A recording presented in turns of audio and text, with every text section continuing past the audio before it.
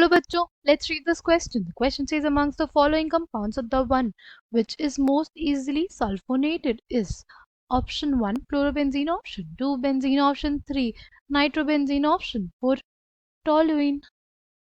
The key concept for this question is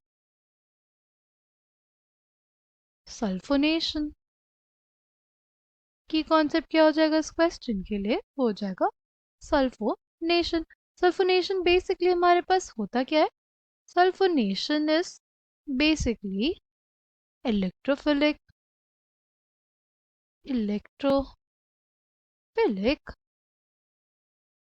substitution reaction. क्या होता है? Electrophilic substitution reaction. Right. Electrophilic हमें क्या बताता है? इलेक्ट्रोफिलिक वर्ड हमें ये बताता है कि हमारे पास सबसे पहले अटैकिंग स्पीशीज जो होगी वो हमारा इलेक्ट्रोफाइल होगा. राइट. और फिर वो क्या करेगा? क्या वो करेगा? सब्स्टिट्यूशन. सब्स्टिट्यूशन मतलब एक ग्रुप का एक ग्रुप को रिप्लेस करके दूसरे ग्रुप का लग जाना. ठीक है. जैसे हमारे पास ये बेंजीन है. राइट. ये हमारे पास क्या है?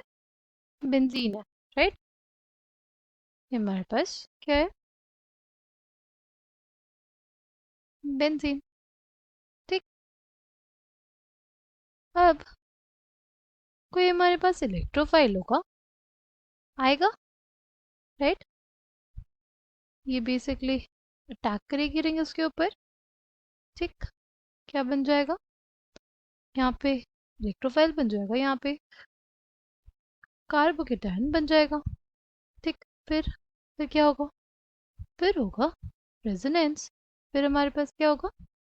फिर हमें देखने को मिलेगा रेजोनेंस. राइट. ये हो गया. फिर क्या होगा? फिर हमारे पास बेसिकली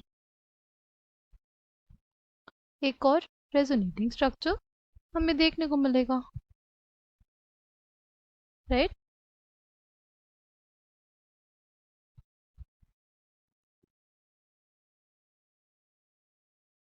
फिर यहाँ पे क्या होगा? यहाँ पे एक हाइड्रोजन होगा जो लीव कर जाएगा अपनी इलेक्ट्रॉन डेंसिटी देके.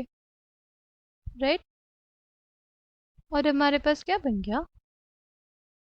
हमारे पास जो इलेक्ट्रोफाइल है उसने क्या कर दिया? हाइड्रोजन को सब्स्टिट्यूट कर दिया. राइट. इलेक्ट्रोफाइल ने हाइड्रोजन को सब्स्टिट्यूट किया, इसलिए हमारे पास इलेक्ट्रोफिलिक सब्स्टिट्यूशन रिएक्शन हुई. अगर हम लोग बात करते हैं सल्फोनेशन की, सल्फोनेशन भी हमारे पास क्या है?